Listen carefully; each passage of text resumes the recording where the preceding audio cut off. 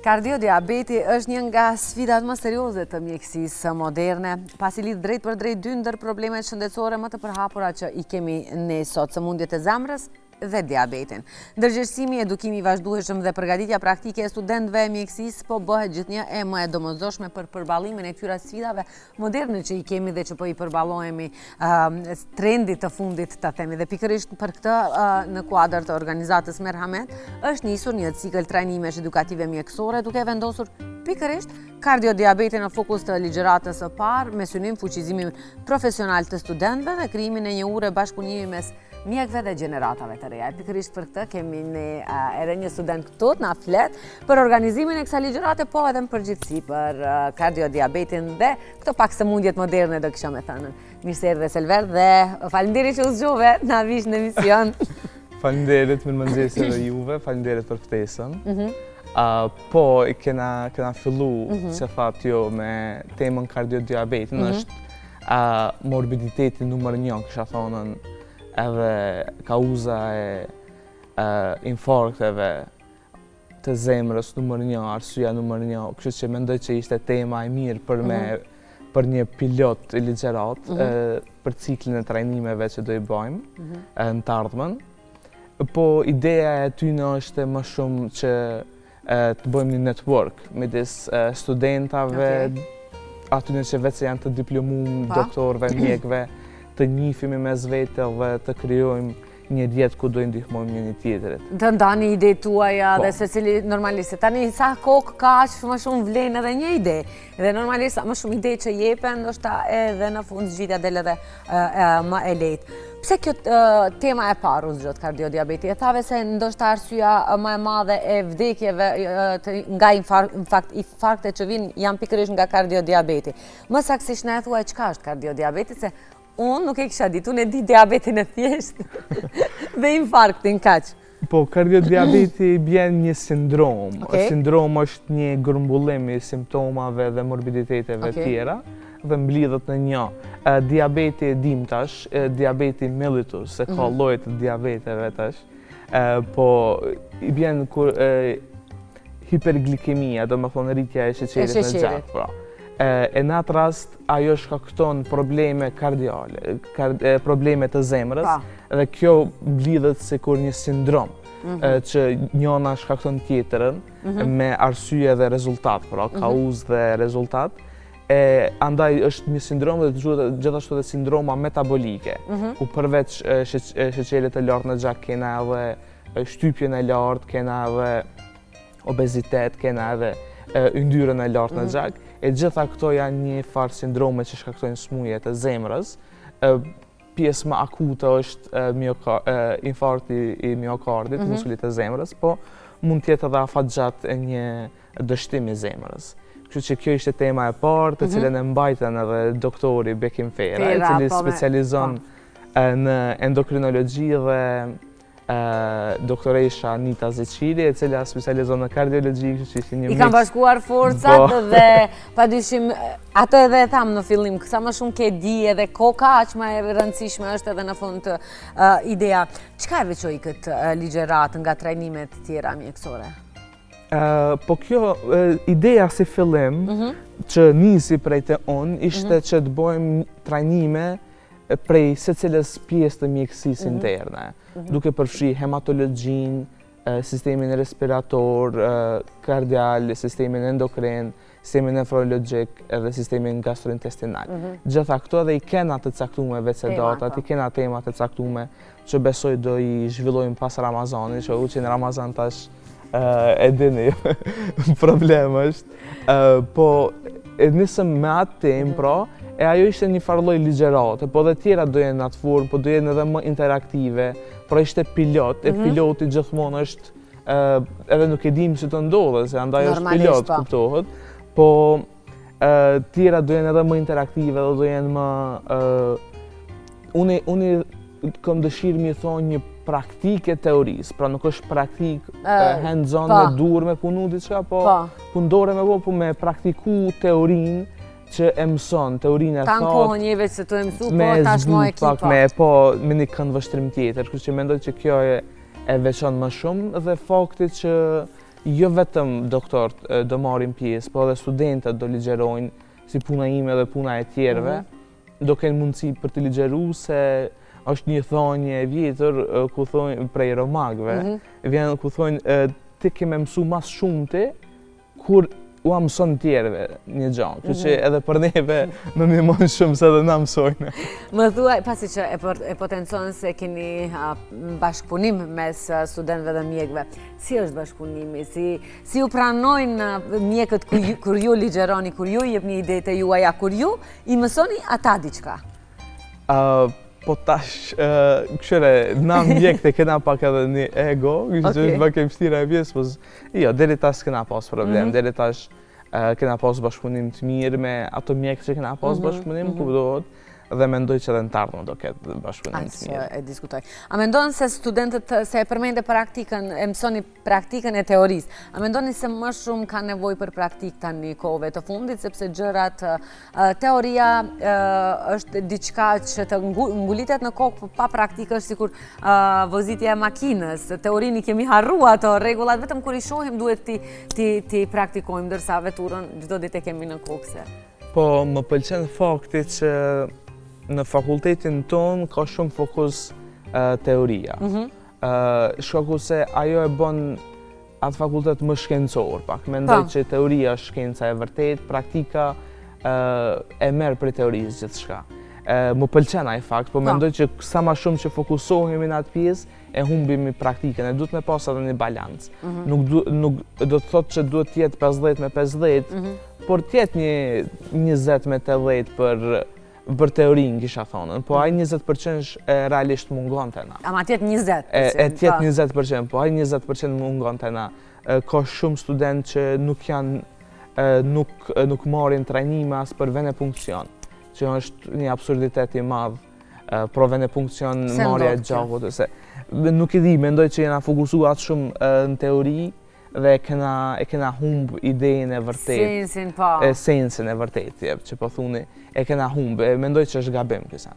A do të vazhdoj këtë cikël trajnime që diskutuam edhe me tema tjera, po më thuaj se çfarë mesazhi duhet përcjell ky trajnim, apo ky cikël?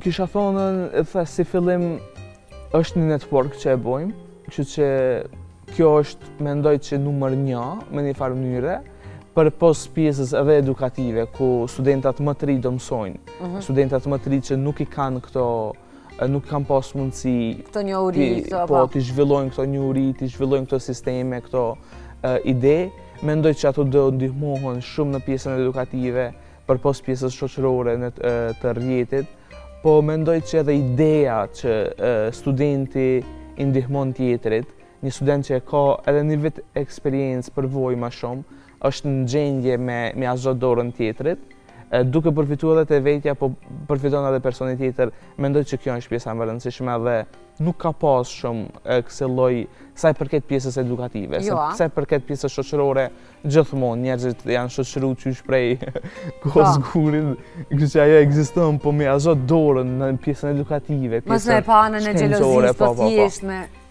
ashtu.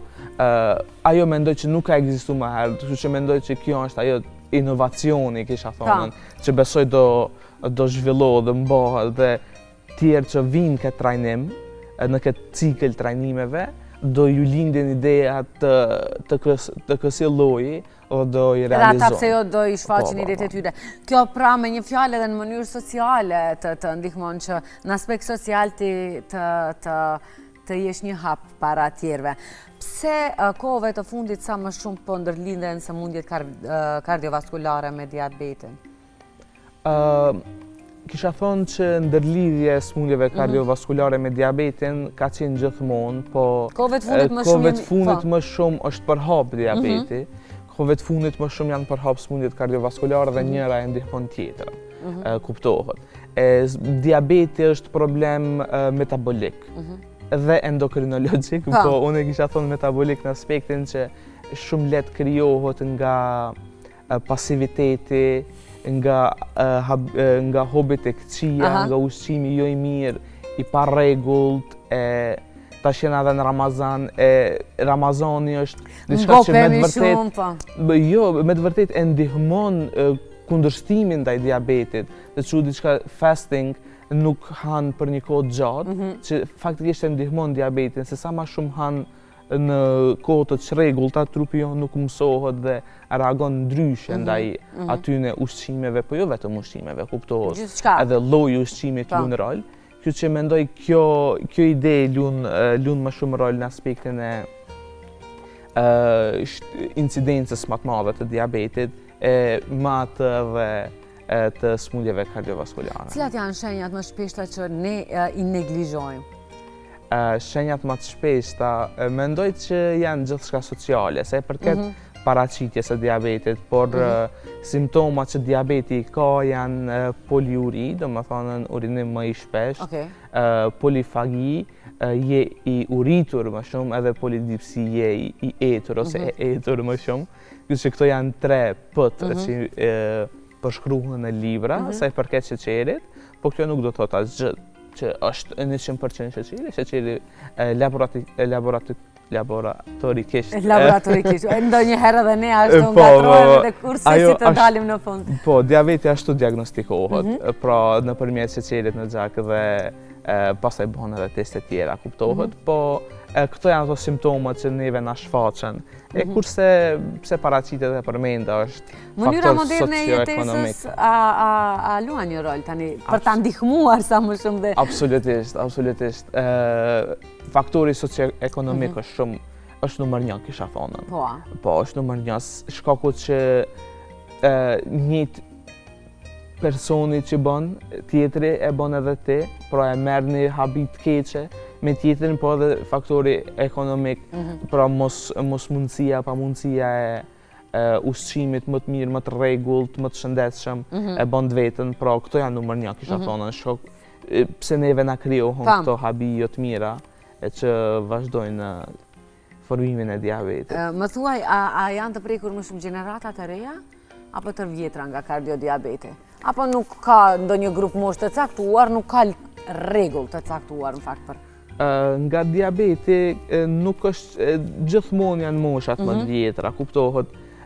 Kena 2 lloje të diabetit mellitus, pra që po e diskutojmë tani, është tipi i parë dhe tipi i dytë, tip 1 dhe tip 2. Tipi i parë është që paraqitet te fëmijët më shumë, ajo është edhe më gjenetike, kisha thonë, nuk është atë socio-ekonomike, ajo është tjetër gjë, ajo paraqitet shkaku i smundjes autoimune të pankrasit, ku pastaj nuk do kemi insulin. Andaj ato fëmijët e marrin atë tip më shumë, kurse sa i përket tipit 2 është gjithmonë socio-ekonomike, gjithmonë për të arritur ajo duhet pak kohë për të marrë atë habin të keqe, kështu që kisha thonë që pak më të njëherë ta marrësh, pastaj më nuk mundesh ta lësh. Kur të marrësh është problem, Është problem. Do të bëj edhe ca pyetje për rreth kësaj sëmundje, pastaj do kthehemi përsëri te aktiviteti për ta përmbyllur. Sa ka avancuar mjekësia në trajtimin e kardiodiabetit? Ka avancuar tani kohëve të fundit? Po, ka shumë ilaçe të reja, ka shumë... Kemi Ozempic, kemi ato të famshmit që krejt po dojnë mi marë për mu dopsu në fakt, për e kesh përdorin.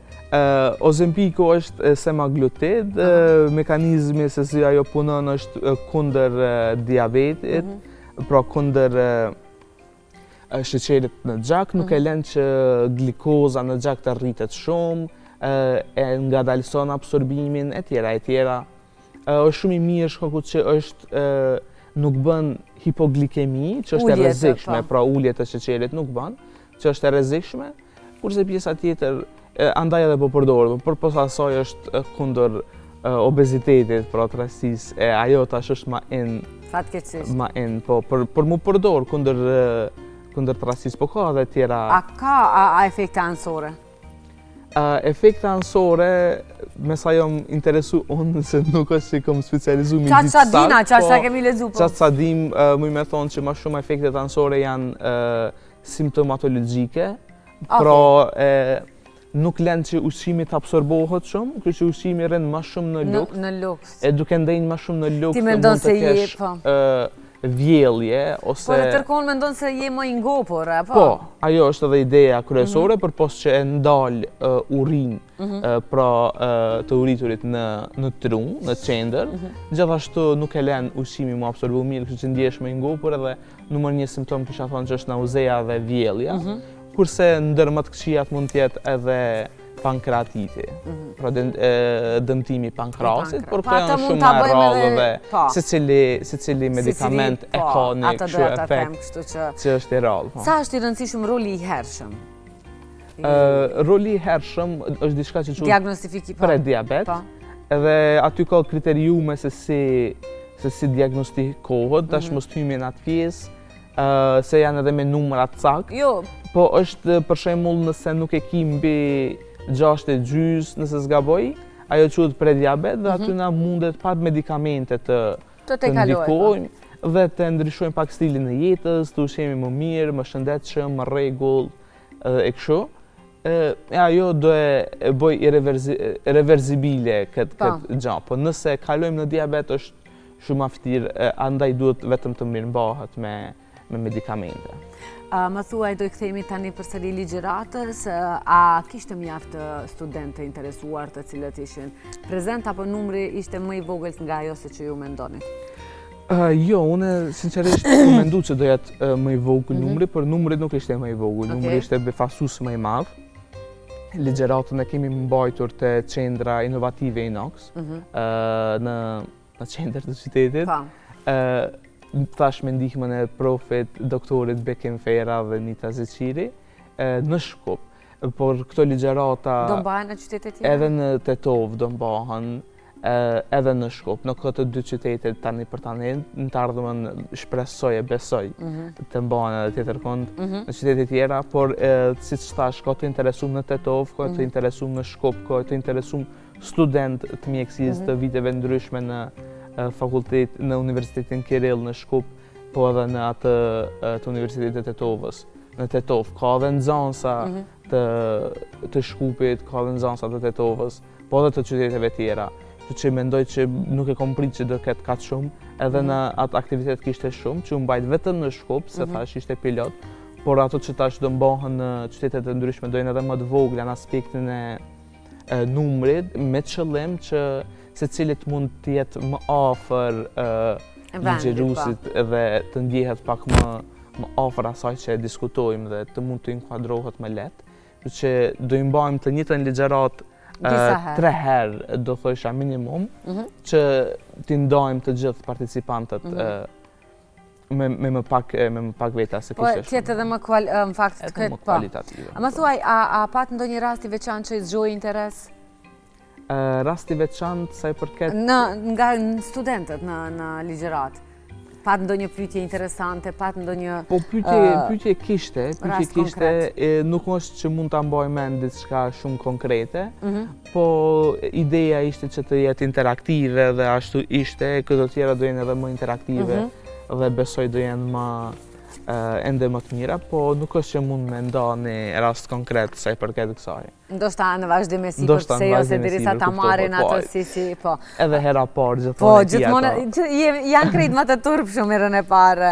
A mendon se këto aktivitete ndihmojnë që mjekët të jenë edhe më të përgatitur? Po, kuptohet. Nëse e thash sa më pak që merr diturin nga tjetri, aq më pak do dish, kuptohet. Dituria nuk mund të merret vetëm prej librit dhe vetëm prej profesorit i cili është zyrtarisht mbi teje dhe të ligjeron, por edhe prej shokut dhe kolegut që jeni horizontalisht që shifeni, kisha thonë jo që e shef vertikalisht e nalt, dikant që e shef prej më afër, se mund ta ketë një dije, një këndvështrim tjetër dhe një gjë që kisha dashur me cek është edhe puna e këndvështrimit. Shumë më me rëndësi se këto trajnimet që i kom planifiku mi majtën, me idenë ka qenë që të marrim një këndvështrim tjetër të gjitha temave. Pra, në fakultet na i studiojmë nëpërmjet smundjes, do më thonë me këndvështrimin e smundjes, se si mund të zhvillohet smundja dhe çfarë simptoma të ketë, që shkencarisht është më e kuptueshme dhe më logjike për të qenë ashtu, por praktikisht nuk është. praktikisht ne nuk do e shohim smundjen dhe t'i caktojmë pacientët. Por ne do i shohim pacientët dhe t'i caktojmë smundjet, kështu që ky këndvështrim tjetër mendoj që është shumë krucial, shumë i rëndësishëm. Çfarë reagime morët pas ligjëratës së parë? Reagimet ishin shumë të mira, mendoj që ka mungu ky sen dhe gjitha komentet ishin që shumë ide mirë dhe ide shumë e duhur në rastin ton, kështu që gjithmonë është bukur ti dëgjosh këto. Këto komplimente, këto fjalë të mira.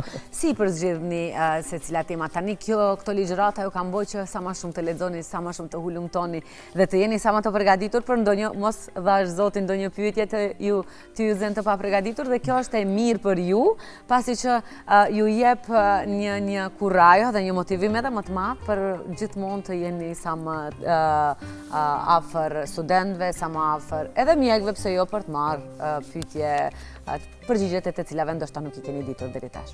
Në këtë rast konkret, ideja ka qenë të zgjidhen smundjet më të shpeshta. Në çdo sistem që ceka më herët të mjekësisë interne, të zgjidhen smundjet më të shpeshta. Për shembull, në sistemin tash trajnimin e parë që kena me mbajt pas Ramazanit, do jetë sistemi hematologjik dhe smundjet më të shpeshta është anemit. Anemia është numër 1.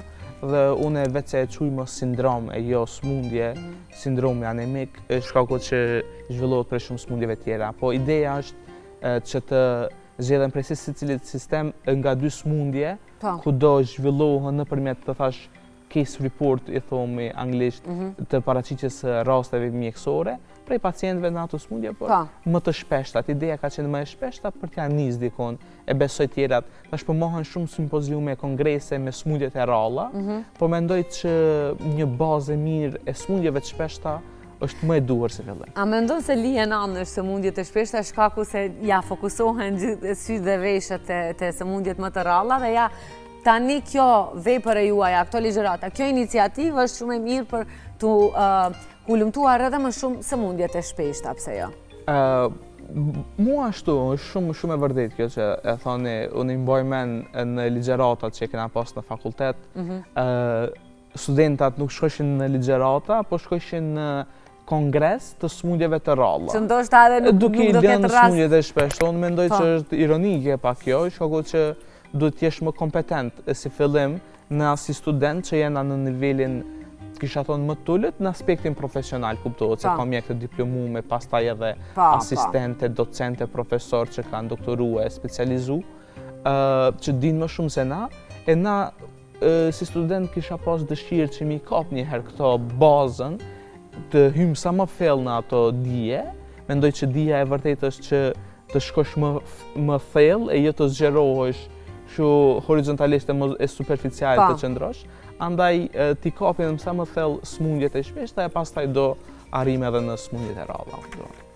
Ma thuaj një mesazh që don t'ua japësh të gjithë studentëve dhe të gjithë atyre që duhet t'i ndjekin ligjëratat dhe padyshim duan të jenë pjesë e këtyre ligjëratave, po ndoshta edhe nuk e dinë se si mund të arrijnë deri tek këto ligjërata. Një mesazh kisha thonë, na studentët e mjekësisë kena shumë peripeci, kena shumë vështirësi dhe mendime të mbrendshme që na bojnë ende më të vështirë, edhe më të vështirë pjesën e studimit. E kisha thonë që këto mi hekën, mi largu këto, shoku që nuk është. E vërteta është gjithmonë më e mirë nga ajo që ne e mendojmë. Se dhe unë kom kalu në për ato hapa, që një mesazh inkurajus që ju jeni më të mirë se sa që mendoni dhe mos u dëshproni, po normal gjithmonë duhet me lexu, se leximi është numër 1 për të arritë dijet. Po edhe pjesë tjera, sigur këto trajnime, sigur ligjëratat e gjitha tjera, pa i lënë ato, po mos mu dëshpëru, mendoj që është një mesazh shumë i mirë.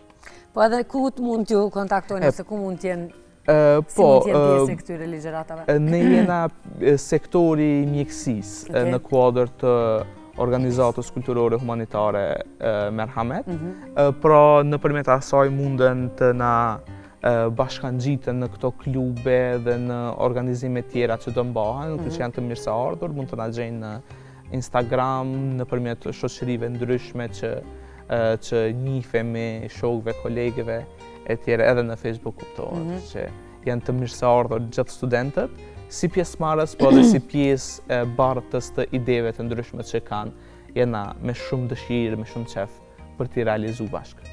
Faleminderit shumë, unë të uroj shumë suksese, shpresoj se në të ardhmen do jemi në bashkëbisedime për tema tjera dhe pse jo për arritje edhe më të mëdha që do i realizonin.